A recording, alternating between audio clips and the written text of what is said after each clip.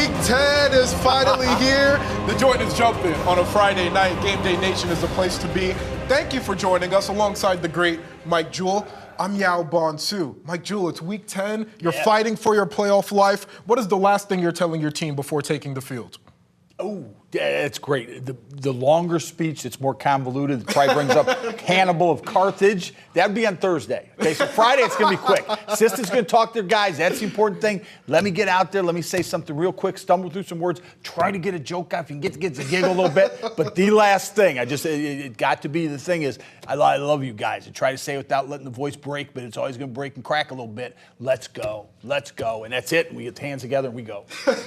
We have a lot of teams tonight playing for seeding, but we also have teams that have clinched playoff spots. But no matter what situation you're in, does that change your approach to Week 10? No, it absolutely doesn't. This is Week 10. This is a magical situation. It's the end of the regular season. It's an honoring of that time-honored tradition. You go out, you want to play your best football game of the year.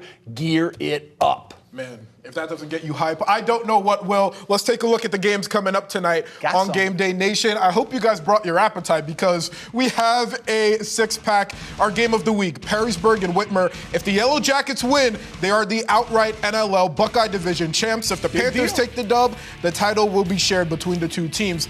One of these teams will also have a first-round bye in the postseason when it begins next week. It'll be the winner of this game. Meanwhile, Anthony Wayne taking on Findlay. The Generals can potentially, believe it or not, be eliminated with the loss tonight, and don't think the Trojans are going to lighten up either. Findlay is in, but is looking for a first-round bye. A win tonight would help the cause. Mona Shores and Central Catholic, the Fighting Irish, are playing for seeding. You've got Southview and Springfield. No playoff stakes there. Both teams are eliminated. Meanwhile, you have Gibsonburg and Margaretta. Margaretta is one of 6 teams in Region 22 with an 8-1 record. Only 4 of them to get a first-round bye. That game will be a huge tilt for a Polar Bear team that won a share of their first Sandusky Bay Conference title since 2001. And finally, Huron and Edison, the Chargers, are also playing for seeding.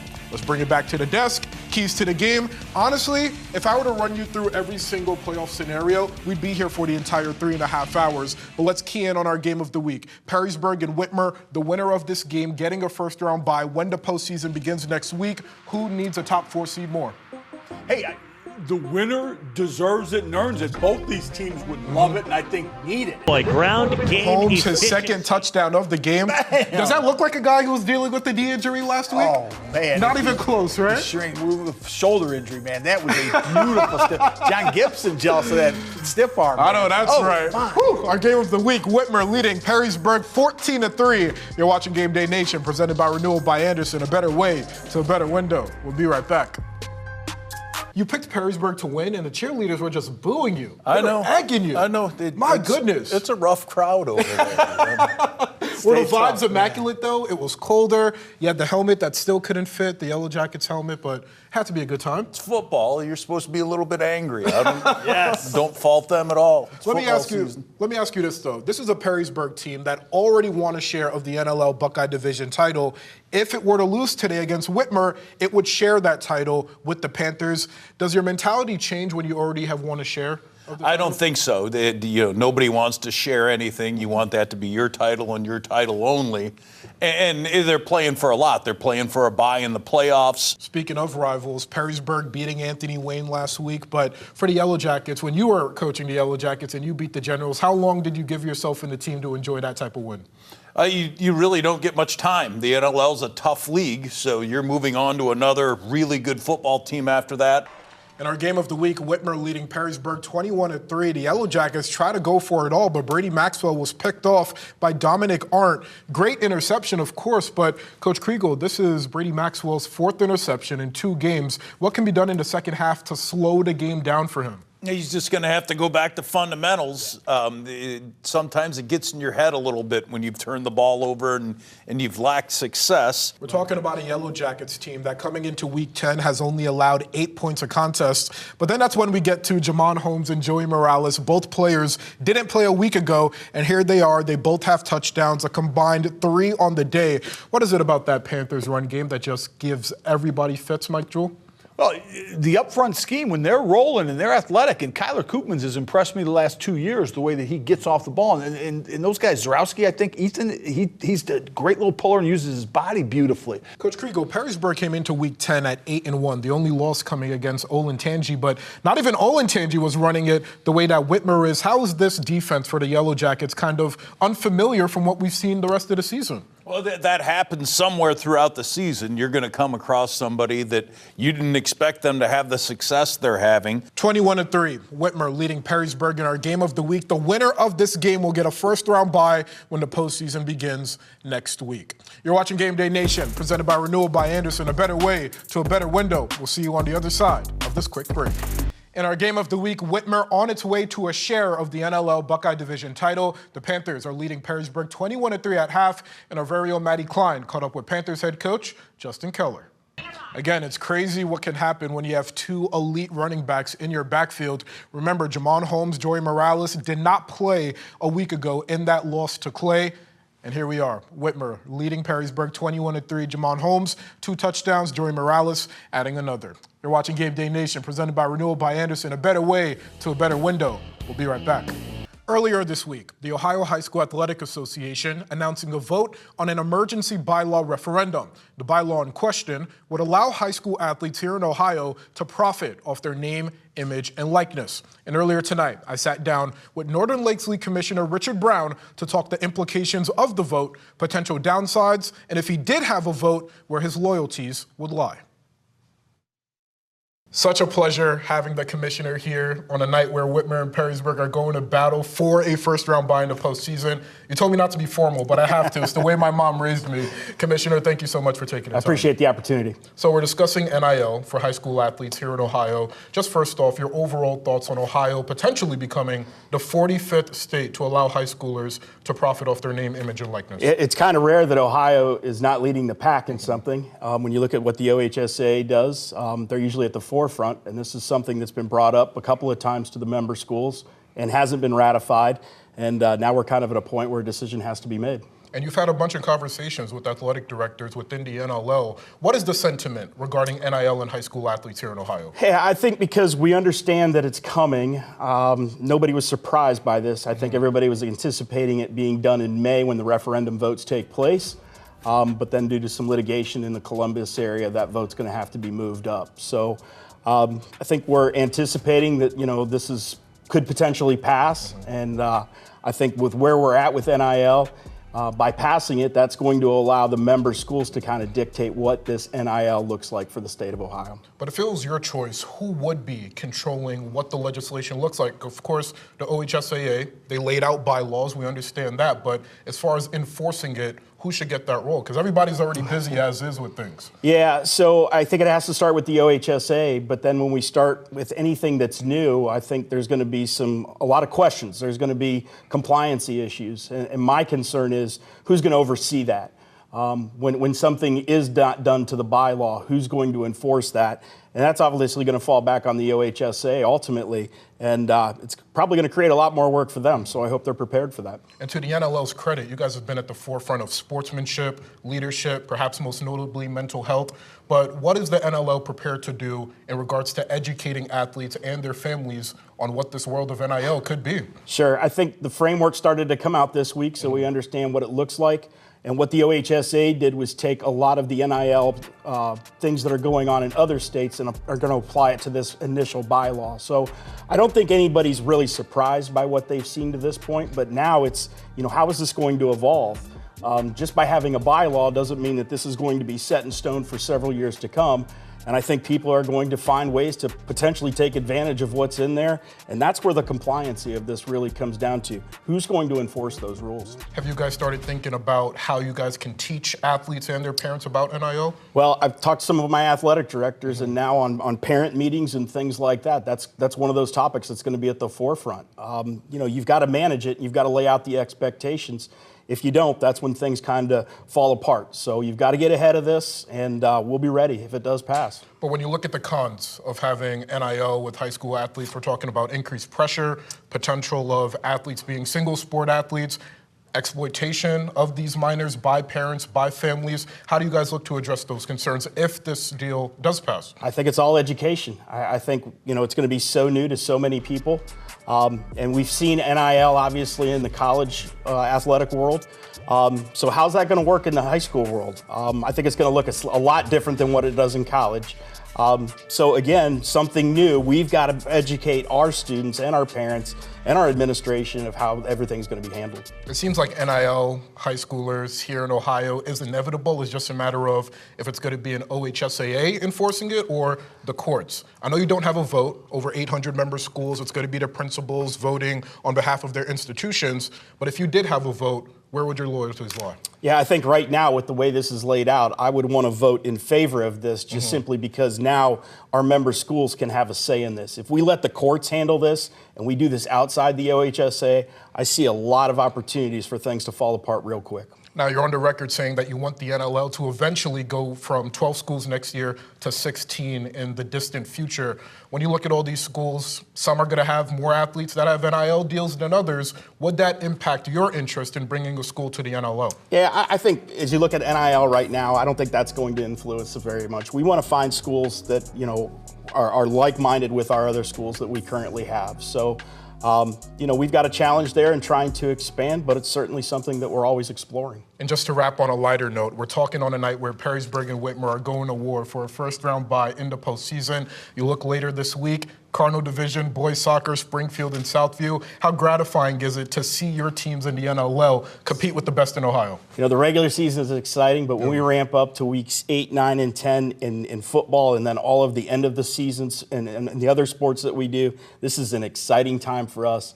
It's an honor and a privilege to be a part of it. And I appreciate you taking time out of a busy night to join us here in studio. Thank you so much and enjoy the game tonight. Appreciate you. Thank you very much.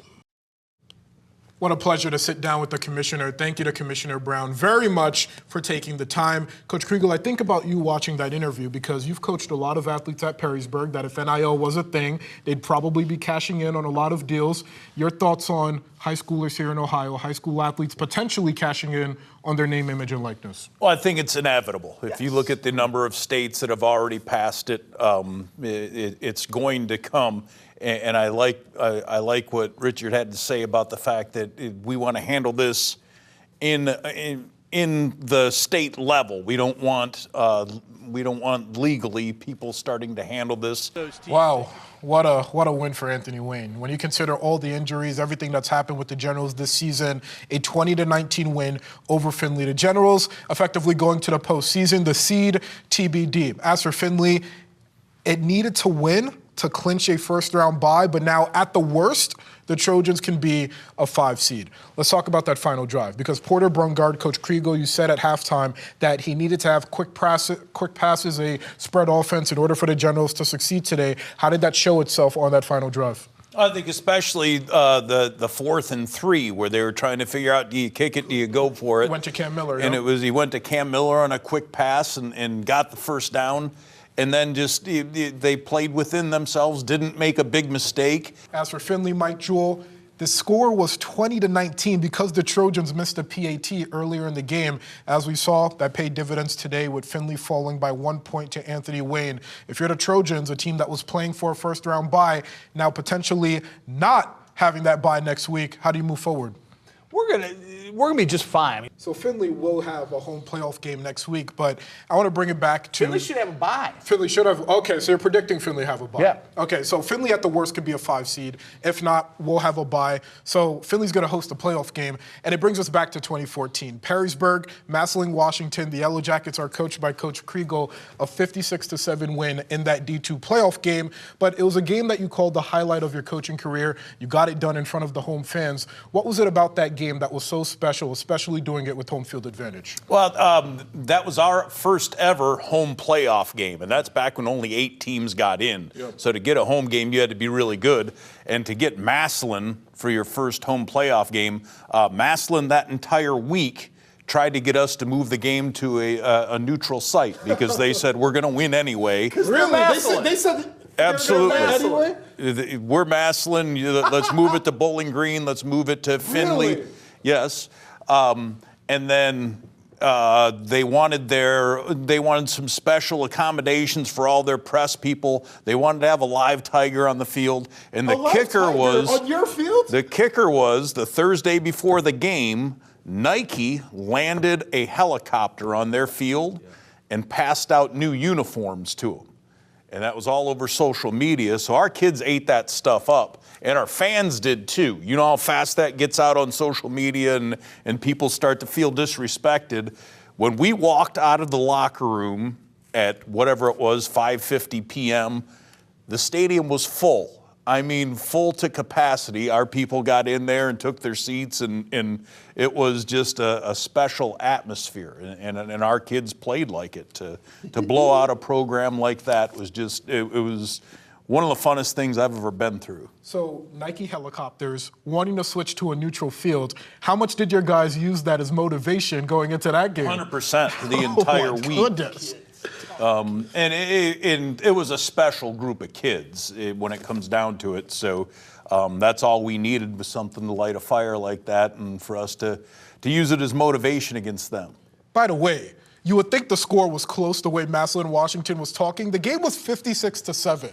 How does a team talk like that and get blown out like that? Talking. They're going to keep talking. That's just the way it was. They won 34 state championships, Yeah. But still, 56-7. They never won You're saying, one with the you know, playoff Perrysburg, we're gonna win anyway. Then you get blown out like that. Paul Brown, Paul Brown. Man, I'm not saying they're not a great program. I'm just saying if you're gonna choke like that, the score should have been. You should jump. We have to listen to Central Catholic this year. You should be jumping on the anti-Massillon bandwagon. Come on, that man. was an amazing story. But just jumping off that point, what wins games in late October, early November? When you look at the way that Yellow Jackets team won over a decade ago, what can a lot of these teams channel from kind of that performance and bring to their playoff runs when the postseason begins next week? Really good football players. There you go. When you've got really good football players, and we had Gus Dimmerling and Trevor Hafner, and we had an all-Ohio offensive lineman and Cale Bonner, we were really good. So we have to wait till Sunday afternoon, early evening to get the brackets released, of course, on Sports Nightly, 10:30 p.m. We'll break them all down for you this upcoming Sunday. But for both of you, from now until the point where the brackets are released, how nerve-wracking is it just figuring out if you're going home, if you're going on the road, if you have a bye? What is that mental process like before the brackets are released? Well, you have to stick to your process. You can't get mixed up in. I remember before they had all of the Joe Idol and all those things that you could use as a tool to figure out who you're going to play. Coaches would sit around and try to figure out who their next matchup was going to be and start to collect film early. And a lot of that's just wasted energy. Do what you normally do. Trust your process. All right, leave the numbers and mathematics to us. We're going to break it all down for you guys. You're watching Game Day Nation presented by Renewal by Anderson, a better way to a better window. We'll be right back. That was our Brandon Carnes putting that together. Thank you very much, sir. Coach Kriegel, I'm curious, the best student section you've seen in all your years in football? I hate to be a homer, but I think has to be the Yellow Jackets. I think Perrysburg's is pretty good. Last week against Anthony Wayne, I got out. I'm the assistant athletic director also. I got out there at 4 o'clock, and they had kids waiting at the gate at 4 o'clock so they could get in first. Really? They're pretty good. They filled up that side of the stands with students last week. All right, so students were camping outside, potentially even sleeping outside the stadium at 4 p.m. waiting to get in. Mike Jewell, best student section you've seen? There's been so many. Yeah. I mean, you hate just sort of jumping through and picking one out. Man, I mean, a few years back, I haven't seen them lately, but what Bedford put together north of the border was just absolutely brilliant because it was skits and it was dudes parting the Red Sea and Moses is out there. As the sun begins to set on the regular season. The postseason begins next week, but we can't get there without some top tens. Coach Kriegel, you're up first. What you got?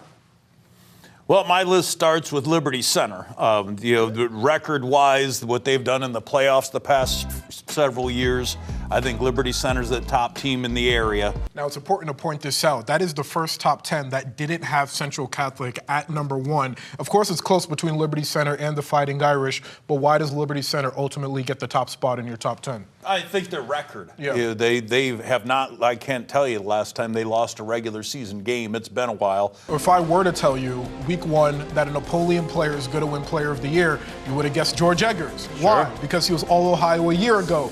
But the breakout Player of the Year and my Player of the Year is Hayden Grohl.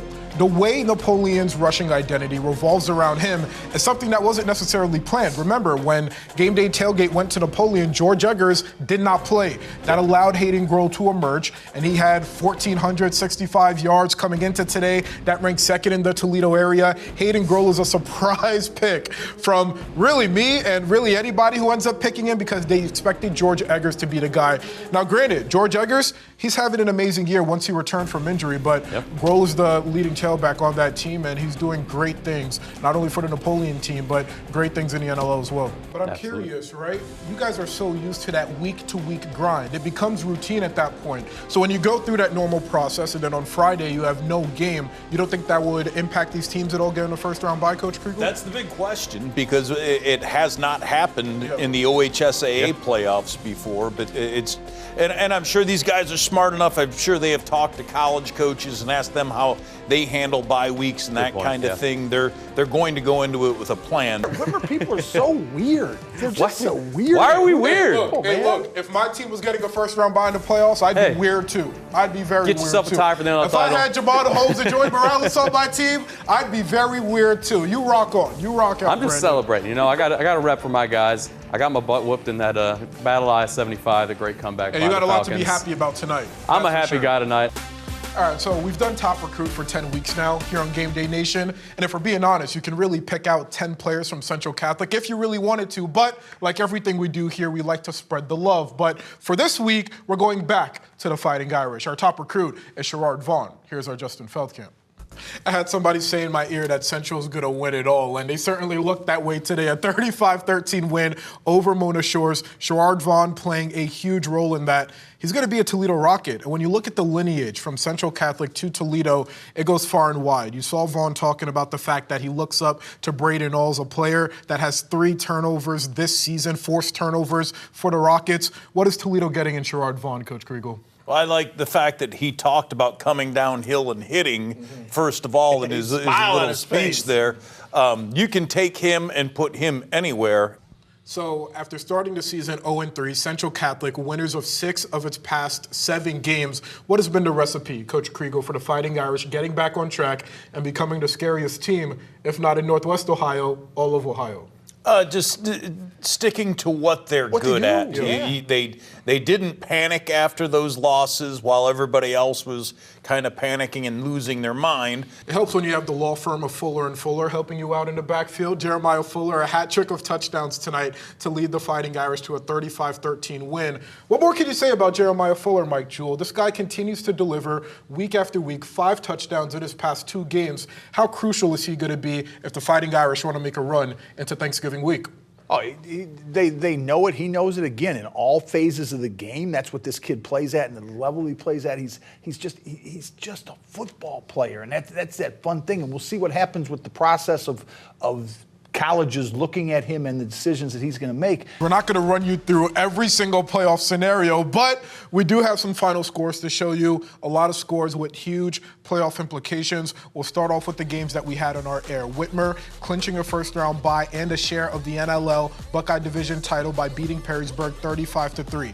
Meanwhile, Anthony Wayne locking up a playoff spot, 20-19 win over Findlay. Findlay is more than likely to have a first-round bye, but it was guaranteed if it won. At the worst, the Trojans could be a 5 seed. Central Catholic taking on Mona Shores. Central Catholic can be anywhere from a 3 seed to a 7 seed after a 35-13 win over Mona Shores. Southview and Springfield. Southview getting a big win. However, there are no playoff stakes. Both teams were eliminated coming into tonight. Margaretta and Gibsonburg. 9-6. Margaretta had clinched a share of the Sandusky Bay Conference title. First time Margaretta has clinched a conference title since 2001. Huge win over Gibsonburg there. And then Edison over Huron, a 3-point win for Edison, taking down Huron. And Coach Kriegel, it's a Perrysburg team that had it all in front of it coming into tonight. You had a chance to clinch a first-round bye in the postseason, couldn't do that. This was a defense that was averaging 8 points allowed per game heading into Week 10, and then you have Whitmer dropping 35 on the Yellow Jackets' head. How does Perrysburg move forward heading into next week? Well, I think they've got to go look at the film, and Mike Ward's been around a long time. Whitmer found something on film that they could attack, and they went after it. So they got to figure out where their weak spot was, shore those things up, and then just get back to being sharp on offense. You're going to have to score points, and they haven't scored points in the last few weeks. That'll do it for us here on Gameday Nation. Mike Jewell, Matt Creakle sticking around for Gameday Nation Overtime. We'll have the brackets on Sunday. Have a great night.